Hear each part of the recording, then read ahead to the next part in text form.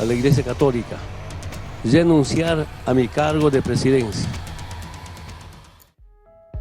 ¿Y si Evo Morales no fuera solo un político, sino un arquetipo psicológico profundamente boliviano?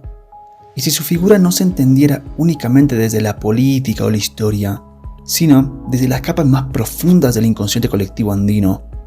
Aquí no estamos hablando solo de un expresidente, hablamos de un fenómeno emocional, simbólico, casi mitológico. Evo Morales es para muchos el redentor indígena, para otros un autócrata obsesionado con el poder. Pero ¿qué pasa si en lugar de simplificarlo, lo analizamos desde la psicología política? Porque entender a Evo no es solo entender su discurso, su narrativa, es comprender cómo funciona su mente y por qué millones de personas siguen creyendo en él como si fuera un tótem viviente. Desde el inicio, Evo se presenta como el hijo de la Pachamama, el campesino humilde que desafió el imperio blanco criollo, que se elevó desde el Chaco hasta el Palacio Quemado sin pedir permiso. Pero esa narrativa de origen no es política, es profundamente psicológica. Es el relato de la superación del trauma colonial. Evo no es un político común, es un símbolo reparatorio. Y eso lo convierte en algo más potente, pero también en algo más peligroso. Pero, ¿cuál es el inicio de la polémica? Y todos van a estar de acuerdo con esto. Es el narcisismo político. Según Erich Fromm, todo líder autoritario suele desarrollar una necesidad de validación constante, un hambre insaciable de aprobación que lo lleva a confundirse con el pueblo. Ya no es el quien gobierna, es el pueblo quien habla a través de él. Y esa es la trampa psicológica. Evo, con el paso de los años, no solo lideró a Bolivia, sino se convirtió en Bolivia. Al menos, eso en su mente. Su resistencia a dejar el poder, el referéndum desconocido, el regreso tras el exilio, todo responde a una lógica emocional, la del Mesías que siente que sin él, el caos volverá. Estamos frente a lo que Carl Jung llamaría el arquetipo del Salvador. En ese rol, Evo no puede jubilarse, porque su existencia política no responde a una agenda, sino a una misión trascendental: redimir al pueblo indígena eternamente humillado. Suena grandioso, claro, suena peligroso también, porque ese delirio de misión histórica, si no es regulado, puede convertirse en una patología. Freud hablaba del yo inflado, una construcción donde el individuo se cree indispensable. Y Evo parece estar atrapado en esa lógica. Su ego político ya no puede convivir con la noción de relevo, de suceso, de retiro. Pero también está el otro lado. Evo no es un tirano tradicional. Su conexión emocional con las bases es auténtica.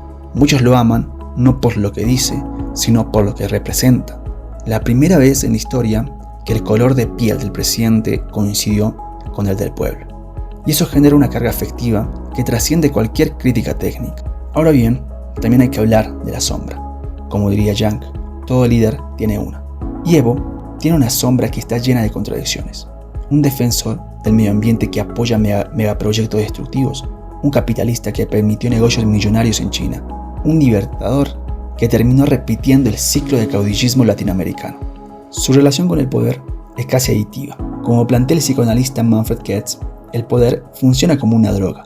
Altera la percepción, reduce la empatía y genera dependencia.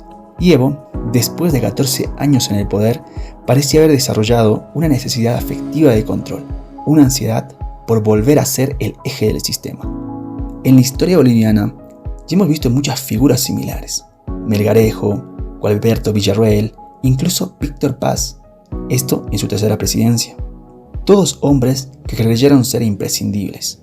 Pero Evo rompe el molde porque representa algo mucho más profundo, una herida colectiva no sanada. Y mientras esa herida siga abierta, Evo seguirá siendo necesario, al menos para una parte del país. Por eso, su figura divide tanto, porque no estamos hablando de un simple político, estamos hablando de un espejo psicológico. Quienes lo aman se ven en él, quienes lo odian rechazan lo que representa, un pasado que no termina de pasar. Autores como Wilhelm Reich ya lo habían advertido. Las masas no siguen ideas, siguen emociones. Y Evo Morales ha logrado construir un relato emocional tan potente que ha sobrevivido incluso a sus errores más escandalosos.